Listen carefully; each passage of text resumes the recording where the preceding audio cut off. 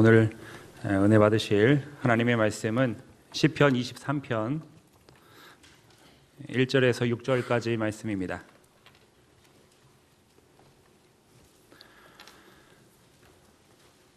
시편 23편 1절부터 6절까지의 말씀을 한 절씩 교독하도록 하겠습니다. 여호와는 나의 목자시니 내게 부족함이 없으리로다.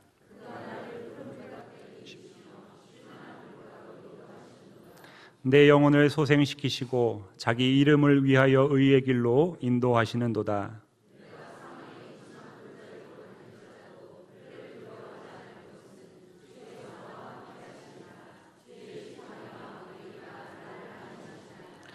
주께서 내 원수의 목전에서 내게 상을 차려주시고 기름을 내 머리에 부으셨으니 내 잔이 넘치나이다.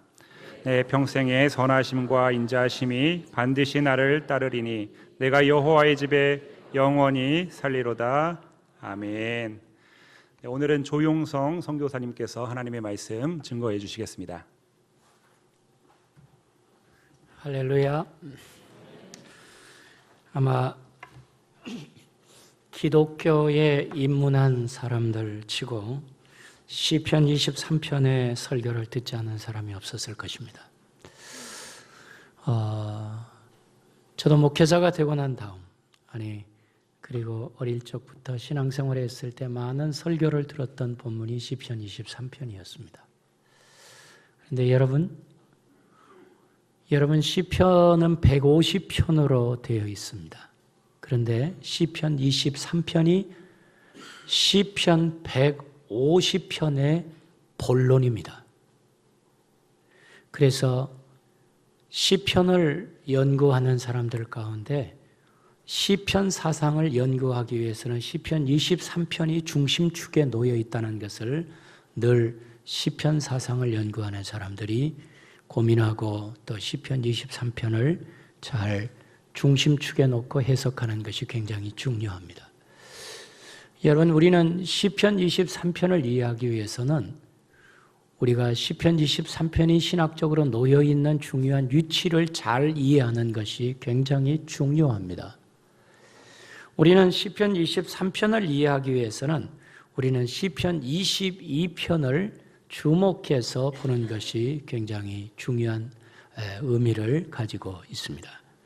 여러분, 우리 시편 22편에 보면 시편 22편은 서문이 이렇게 전개되고 있습니다.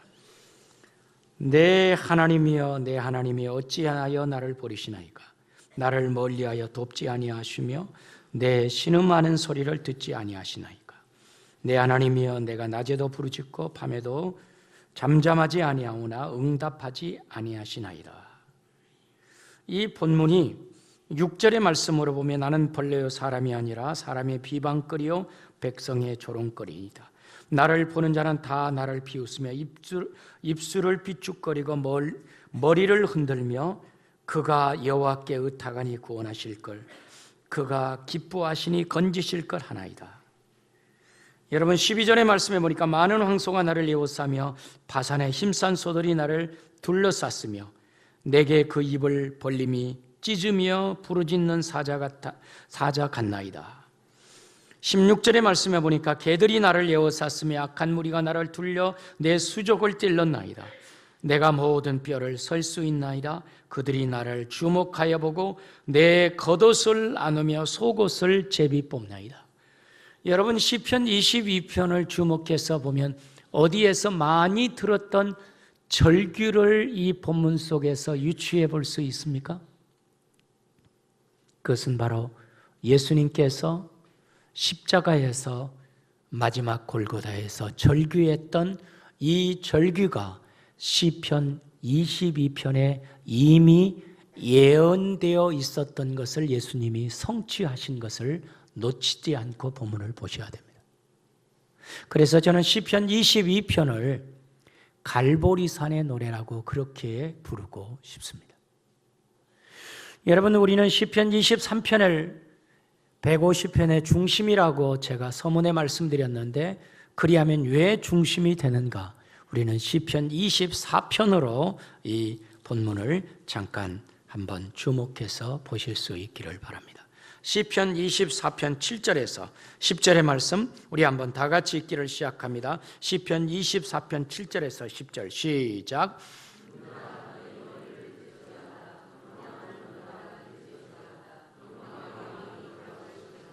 영광의 왕이 누시냐? 강하고 능한 여호와시 전쟁에 능한 여호와시로다. 문들아 너희 머리를 들지어다. 영원한 문들아 들지어다. 영광의 왕이 들어가시로다. 영광의 왕이 누시냐? 만군의 여호와께서 곧 영광의 왕이시다. 여러분, 시편 24편은 문들아 너희 머리를 들지어다. 영원한 문들아 들지어다. 영광의 왕이 들어가시로다. 영광의 왕이 누시냐? 강하고 능한 여호와시요 전쟁에 능한 여호와시라. 문들아 너희 머리를 들지어다. 영원한 문들아. 이 문을 여시는 만왕의 왕이 사망의 권세를 이기시고 부활하셔서 이제 부활하신 주님이 만왕의 왕으로서 왕자 위에 앉으실 그분을 예언했던 것이 시편 24편입니다. 우리는 자연히 이 본문을 시편 22편과 24편을 소개할 때 시편 24편은 부활산의 노래라고 그렇게 부르는 것이 좋을 것 같습니다. 여러분, 우리는 마치 두 큰 산 사이에 갈보리산과 부활산의 큰 산 사이에 시편 23편이 놓여 있다는 사실을 놓치지 않고 이 본문을 보았으면 좋겠습니다. 여러분, 시편 24편은 오늘 여기에 이렇게 우리는 이 본문을 이해할 수가 있습니다. 여러분, 시편 22편은 부활하신 갈보리 산에서 예수 그리스도께서 어떻게 사망의 권세를 이기시고 부활하신 주님이 이제 이 땅에서 우리를 위해서 중보하시며 역사하시는 주님의 모습을 그리고 있다고 한다면 시편 24편은 부활하신 주님이 이 땅에서 우리를 기다리시며 마지막 종말의 신앙을 갖고 있는 우리를 향해서 우리 주님이 어떻게 우리에게 왕으로서의 통치하시는 것을 말씀해 주고 있는 본문입니다. 오늘은 이 두 개의 산 사이, 갈보리산과 부활산 사이에 푸른 초장과 맑은 시냇물이 흐르는 물가에서 어지신 목자가 막대기를 잡고 지팡이를 잡고 그 밑에 한가로이 풀을 뜯고 있는 양떼들의 고요한 풍경을 여러분들이 상상하시면서 시편 23편을 볼 수 있기를 바랍니다.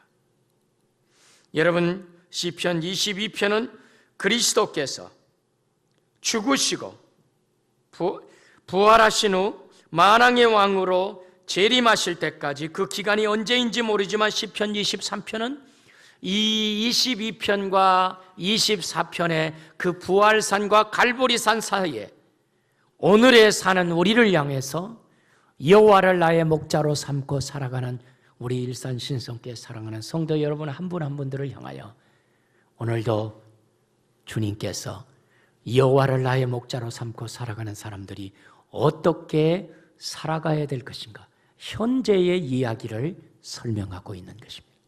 다시 말해서 시편 22편은 과거에 된 일이고 시편 24편은 미래에 될 일이고 시편 23편은 오늘 현재의 우리의 삶 속에 어떻게 우리 주님이 역사하시는가, 이 주님을 바라보며 시편 23편이 여호와가 나의 목자가 되셔서 여러분의 삶을 인도해 주시기를 주님의 이름으로 축복합니다. 여러분의 가정을 여호와께서 인도해 주실 줄 믿고 기도하며 나아가기를 바랍니다. 여러분의 사업을 여러분의 목자 되신 주님께서 인도해 주실 것을 믿고 나아갈 수 있기를 바랍니다. 여러분의 일터에서 여호와가 나의 목자가 되셔서 주님이 나를 인도해 주시는 그분이 나의 오늘의 현장 속에, 삶의 현장 속에 역사하시는 분인 것을 믿고 오늘도 여러분과 저가 이 믿음의 여정을 걸었으면 좋겠습니다. 오늘 시편 23편은 그런 의미에 있어서 현재의 우리가 어떻게 삶을 살아야 될 것인가, 여호와를 나의 목자로 삼고 살기를 주님의 이름으로 축복합니다. 여러분, 이 말씀을 이해하기 위해서 우리는 시편 23편 1절의 말씀을 우리 한번 다 같이 읽기를 시작합니다. 시작. 여러분, 여기 시편 23편 1절에 보니까 부족함이 없으리라고 시편 1편에 그렇게 말했습니다. 어떤 사람에게 부족함이 없다고요? 여호와를 나의 목자로 삼는 사람에게는 부족함이 없습니다. 믿습니까, 여러분? 대답에 약하시는 걸 보니까 다 부족한 것 같습니다. 여러분, 가나 혼인잔치 아십니까? 요한복음 2장 1절에서 22절에 가나 혼인잔치가 나옵니다. 여러분, 결혼하는 가정에 가장 중요한 포도주가 떨어졌다고 했을 때 얼마나 그 하객들에게 신뢰가 되겠습니까? 그러나 여러분, 성경은 가나 혼인잔치에 포도주가 떨어졌다고 이렇게 말합니다. 여러분, 이 떨어졌다는 이 원래의 의미와 히브리 말에 부족함이 없다는 말이 동의어입니다. 다른 말로 바꿔 말하면 우리의 인생사는 모든 게 부족한 것입니다. 여러분의 가정은 다 부족함이 없으시나요? 대답이 없으시는 걸 보니까 저는 선교사로 지난 32년 전에 헌신하고 제 지나온 선교의 여정을 뒤돌아보면 하나님께서 저희 가정에 하나님이 넘치도록 저희 가정을 축복해 주셨습니다. 여러분, 믿어주세요. 제 자녀들도, 제 사역도, 제 손대는 곳마다 제 역량보다 훨씬 많게 하나님이 채워주셨습니다. 여러분의 인생의 삶에도 하나님께서 여러분 여호와를 나의 목자로 삼고 있는 그리스도인의 삶 가운데 이런 넘침의 축복이 있기를 주님의 이름으로 축복합니다. 여러분, 놀라운 사실은 이 본문의 말씀이 여호와를 나의 목자로 삼는 사람은 부족함이 없었다는 과거형이 아니고 다 미래형으로 나오고 있다는 사실을 주목해서 이 본문을 읽으시기 바랍니다. 다른 말로 바꿔 말하면 여호와를 나의 목자로 삼는 사람은 부족함이 없을 것입니다. 이것이 바로 오늘 우리에게 주는 해답입니다. 여러분들이 정말 신앙생활 하시며 일상사가 얼마나 부족한 것이 많습니까? 여러분들의 직장에서, 여러분의 일터에서, 여러분의 가정에서, 여러분의 자녀들에서 모든 것들이 부족한 시대에 살고 있는 우리가 어떻게 하나님을 모시고 사는 사람들이 부족함이 없다는 것입니까? 여러분 기억하시기 바랍니다. 하나님께서 여호와를 나의 목자로 삼는 사람에게는 부족함이 없도록 채워주실 것이라는 이 미래형에 대한 이 말씀을 확신을 가지시기 바랍니다. 여러분, 오늘 이 아침에 여러분과 제가 현대는 가나 혼인잔치처럼 마치 부족한 시대입니다. 그럼에도 불구하고 우리 그리스도인들이 하나님을 의지하고 살아가는 사람들에게는 부족함이 없도록 하나님이 넉넉하게 채워주시는 채움의 하나님을 믿으시기 바랍니다. 이것이 바로 시편 기자가 이 시편 23편을 썼던 다윗이 고백하고 있는 신앙 고백의 핵심입니다. 그래서 시편 150편의 본론이라는 의미가 바로 여기에 있는 것입니다. 여러분, 시편 23편은 다윗이 썼다고 분명히 시편 23편의 서문에 기록되어 있습니다. 그런데 문제는 다윗이 초기에 목동 시절에 이 본문을 썼는지 아니면 제2대 왕으로 등극해서 왕위에 있을 때 이 본문을 썼는지, 시편을 썼는지 아니면 그의 인생을 마감하면서 시편 23편을 썼는지에 대해서는 학자들 간의 의견이 분분합니다. 저는 이렇게 생각합니다. 다윗이 썼다고 하면은 인생의 전반부에 썼던, 인생의 후반부에 썼던, 아니 왕위에 있을 때 썼던 중요한 것이 아니고 다윗의 신앙 고백 자체가 소중하다고 믿습니다. 왜냐고요? 목동에 있을 때 이 시편을 썼다고 한다면 다윗은 이렇게 신앙 고백을 했을 겁니다. 여러분, 그의 형들과 암마와 그 다른 형들의 미움을 받으며 그는 아마 목동으로서 저 아버지의 사랑도 제대로 받지 못하고 목동으로서 저 들판에서 목동으로 양들을 치고 있을 때 아마 그는 그렇게 고백했을지 모릅니다. 여호와는 나의 목자시니 내가 부족함이 없습니다. 나를 앞으로 부족함이 없도록 채워주실 것입니다. 나의 인생의 삶의 여정길에 하나님이 넘치도록 채워주실 것입니다. 그렇게 아마 기도하며 목동 생활을 준비했었는지 모릅니다. 아마 왕위에 있었다고요? 사울왕에게 얼마나 많은 고난과 역경을 겪었습니까? 그런데 다윗은 아마 시편을 그때 왕위에서 기록했다면, 하나님, 내가 사망의 음침한 골짜기로 다닐지라도 해를 두려워하지 않는 것은 저 왕 때문에 내가 두려워한 것이 아니고 하나님을 두려워하며 부족함이 없도록 제가 왕으로서 살겠습니다. 아마 이런 고백을 하지 않았겠어요? 아니, 그의 인생의 삶을 마쳤다고 한다면 그의 목동 생활이나 왕으로 있을 때나 어디에 있을 때나 하나님이 나를 넘치도록 풍성하게 채우셨던 그 하나님을 고백하며 부족함이 없으리로다, 이 고백을 했을 거라고 저는 생각합니다.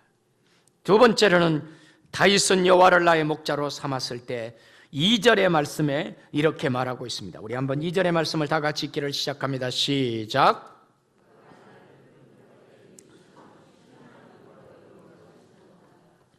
여러분, 여기에 시편 23편의 2절의 말씀에 보니까 푸른 초장에 누이시며 쉴 만한 물가로 인도하신다.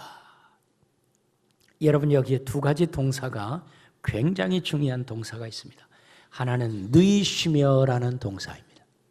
그리고 또 하나는 쉴 만한이라는 동사입니다. 여러분, 이 두 가지의 동사는 다 활동을 의미하지 않습니다. 쉼을 의미합니다. 여러분, 우리 일산 신성교회에 나오시는 여러분들은 다 쉬시기를 주님의 이름으로 축복합니다. 다음 주일에 성가대도 쉬시기 바랍니다. 우리 장로님들도 다 쉬시기 바랍니다. 아멘을 안 하시는 걸 보니까 안 쉴 것 같는데요. 여러분, 여기에 쉼은 영적 휴식을 말합니다. 여러분, 여기에 휴식은 우리 그리스도인의 활동을 의미하기보다는 쉼을 의미하는 것입니다. 여러분, 우리가 하나님께 자기 양떼들의 하나님은 자기의 양떼들의 활발한 활동보다 하나님은 휴식을 원하신다는 사실을 믿으시기 바랍니다. 여러분이 하나님 앞에서 활동을 한다고 했을 때 얼마나 하나님 나라를 위해서 일하시겠습니까? 저는 선교 사역을 제가 지난 30여 년 동안 했다고 하지만 선교에 30여 년 하나님 나라를 위해서 그 얼마나 되겠습니까? 그 아무것도 아닙니다. 여러분들이 정말 하나님 나라를 위해서 교회에 봉사하신다고 했을 때 그것이 하나님의 눈으로 봤을 때 얼마나 되겠습니까? 그 얼마 되지 않습니다. 여러분, 오늘 이 본문의 말씀이 우리에게 주고 있는 중요한 의미는 우리 그리스도인들은 하나님 앞에서 to do의 인생보다 to be의 인생을 살아가라는 것을 우리에게 가르쳐주고 있는 놀라운 진리입니다. 다른 말로 바꿔 말하면 우리가 무슨 활동을 하는 to do, 뭔가 우리가 행동을 하고 우리가 섬기고 헌금을 하고 봉사하고 교회에서 업적을 남겨서 하나님께 영광을 돌리는 것이 아니고 하나님 앞에서 to be, 어떤 사람으로 하나님 앞에서 살 것인가, 이것을 하나님께서 우리에게 가르쳐주며 다윗을 통해서 여호와를 나의 목자로 삼는 사람, 푸른 초장과 쉴 만한 물가로 인도하시는 하나님의 능력을 오늘도 받고 살아가는 하나님의 복된 성도들이 되시기를 주님의 이름으로 축복합니다. 여러분, 성도가 하나님 나라를 위해서 힘쓴다는 것이 필요합니다. 그러나 하나님의 말씀과 은혜로 여러분들의 심령이 날마다 새로움이 없다면 그 활동과 의미는, 그 활동이 무슨 의미가 있다는 것입니까? 여러분, 성도들에게 항상 필요한 것은 하나님의 말씀에 대한 갈급함, 그리고 영적 휴심, 그리고 오늘 이 주일에 하나님의 말씀을 듣고 여러분들이 한 주간에 어떻게 살아가야 될 것인가, 여호와를 나의 목자로 삼고 살아가는 여러분의 삶 가운데 어떻게 하나님의 말씀을 적용하며 말씀과 기도 생활을 할 것인가를 생각하며 영적 쉼을 얻는 오늘 이 아침이 되기를 주님의 이름으로 축복합니다. 오늘 이 아침에 여러분과 제가 우리가 큰 무엇을 성취했다는 것이 중요한 것이 아니고 하나님 앞에서 내가 어떤 삶을 살고 있는가, 이것을 하나님이 보시는 것입니다. 이것이 바로 영적 휴식입니다. 마지막 세 번째는 우리 한번 이 3절의 말씀을 한번 다 같이 읽기를 시작합니다. 우리 한번 3절의 말씀 다 같이 읽기를 시작합니다. 시작.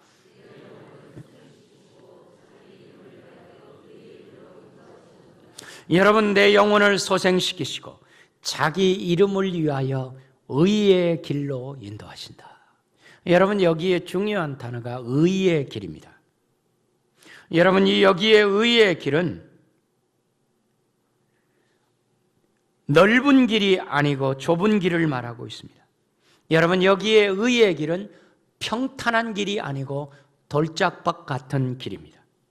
여러분, 여기에 의의 길은 우리의 힘으로 걸어갈 수 있는 길이 아닙니다. 이 길은 생명의 길이기 때문에 주님이 필요합니다. 영광의 길이기 때문에 여러분의 삶 가운데 의의 길을 걷는다는 것은 좁은 길로 가야 되는 것입니다. 십자가 없는 영광은 없기 때문에 그렇습니다. 여러분, 이 길은 자신의 혼자 힘으로 걸을 수 없는 길이 의의 길입니다. 우리의 목자 되신 주님께서 우리를 인도해 주셔야만 비로소 바로 걸을 수 있는 길이 의의 길입니다. 성도가 세상의 쾌락을 버리고 거룩외로의 삶을 산다는 좁은 길이 그렇게 쉬운 길입니까?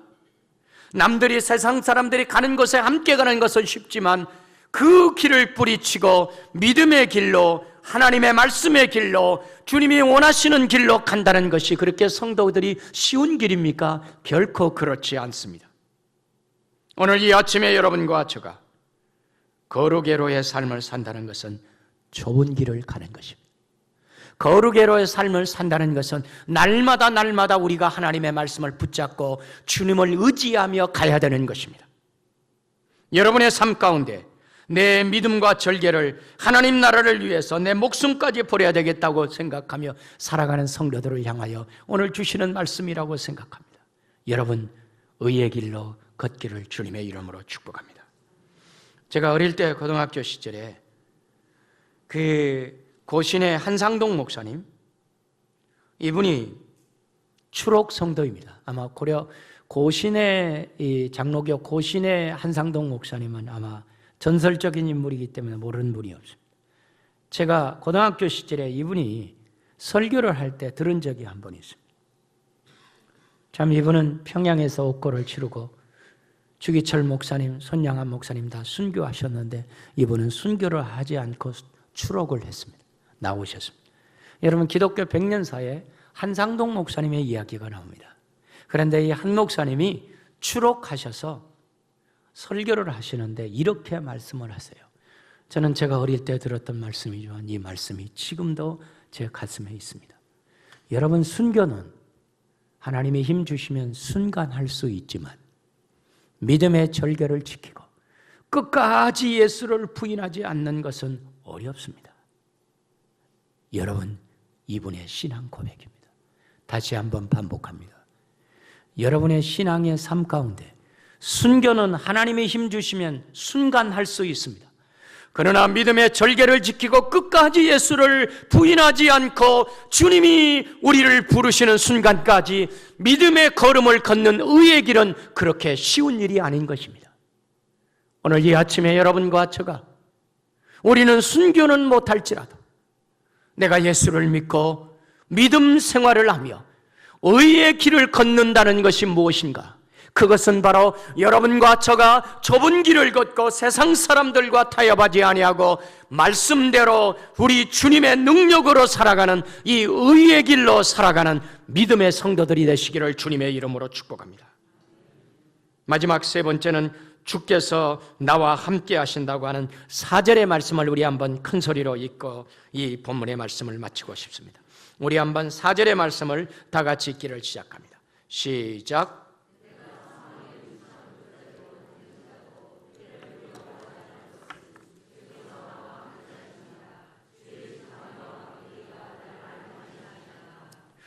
여러분, 주님은 내가 비록 사망의 음침한 골짜기로 다닐지라도 해를 두려워하지 않을 것은 주께서 나와 함께 하신다고 그렇게 말했습니다.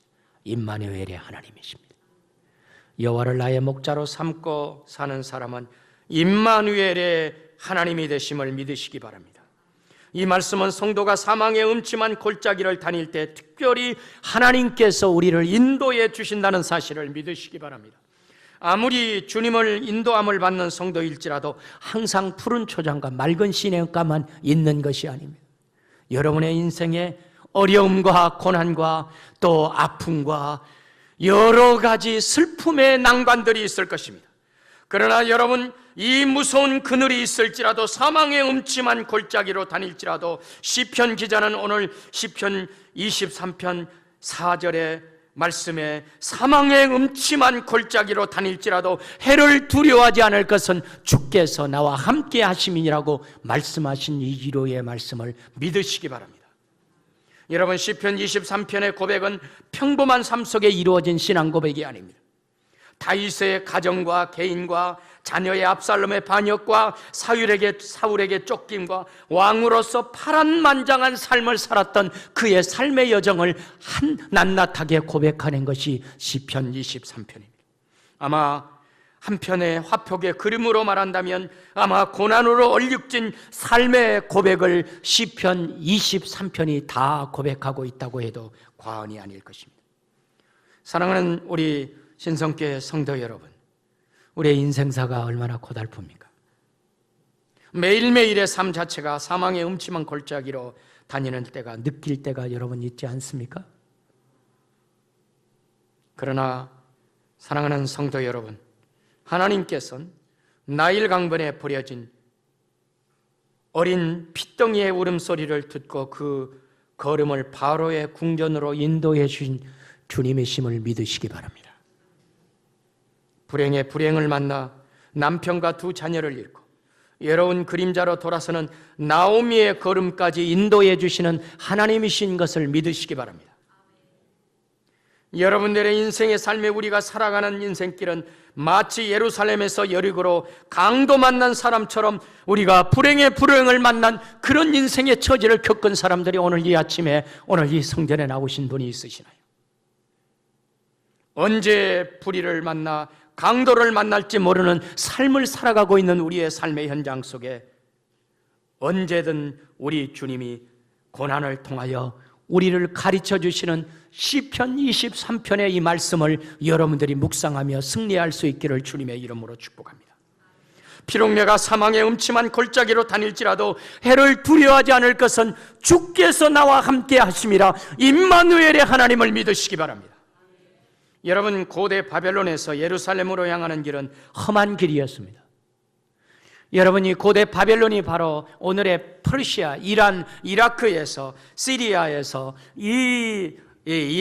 이스라엘까지 가는 길이 그렇게 녹록한 길이 아니었습니다. 그런데 에스라 8장 21절에 보면 에스라는 자기 민족을 바벨론에서 예루살렘으로 돌아가는 자기 자녀들과 자기의 가족들과 자기 민족들을 위해서 에스라 8장 21절에 이렇게 기도합니다. 그때 내가 아하왕 강가에서, 이 아하왕이라는 강은 티그리스 강, 그발 강을 말하고 있습니다. 강가에서 금식을 선포하고 우리 하나님 앞에서 스스로 겸비하여 우리와 우리의 어린아이와 모든 소유를 위하여 평탄한 길을 그에게 간구하였으니라고 그렇게 말하고 있습니다. 여러분, 에스라가 참으로 자기 자녀들과 어린아이들과 모든 소유와 내 백성들을 위해서 평탄한 길을 달라고 기도했던 그 기도가 여러분과 저의 기도가 되기를 주님의 이름으로 축복합니다. 여러분, 인생은 정말 길이 험하지 않습니까? 언제 불의의 강도를 만날지 알 수 없습니다. 우리의 인생길도 바로 이 험산 출령과 같은 장강대회가 우리 앞에 놓여 있을지라도 사랑하는 우리 신성교회 성도 여러분, 여러분들이 실망하지 않고 여호와를 나의 목자로 삼고 살기를 주님의 이름으로 축복합니다. 때때로 아버지 이 환난의 복병이 우리를 기다린다 해도 내가 비록 사망의 음침한 골짜기로 다닐지라도 해를 두려워하지 않을 것은 주께서 나와 함께 하심이라. 이 은혜가 여러분의 삶 가운데 2018년의 하반기에 여러분의 삶의 고백이 되시기를 주님의 이름으로 축복합니다. 다시 한번 여러분, 여호와를 나의 목자로 삼는 사람은 부족함이 없습니다. 하나님이 넘치도록 채워주실 것입니다. 올 2018년의 한 해도 하나님이 여러분들의 가정과 사업과 일터와 손대는 곳마다 넘침의 축복이 있기를 주님의 이름으로 축복합니다. 우리 주님께서 여러분들을 누이시고 쉴만한 물가로 인도하시는 휴식, 영적 휴식의 삶이 풍성하기를 주님의 이름으로 축복합니다. 여러분들에게 우리 주님께서 의의 길로 인도해 주시는 그분, 우리가 어떤 어려움이 있을지라도 주님을 붙잡고 생명의 길, 고난의 길, 역경의 길이지만 그 길이 바로 의의 길인 것을 알고 주님 붙잡고 목자로 삼고 나아갈 수 있기를 바랍니다. 우리 주님께서 그렇게 할 때 주님이 우리와 임마누엘 되십니다. 주께서 나와 함께 하십니다. 주님의 나와 함께 하심의 역사가 여러분의 삶 가운데 넘치기를 주님의 이름으로 축복합니다.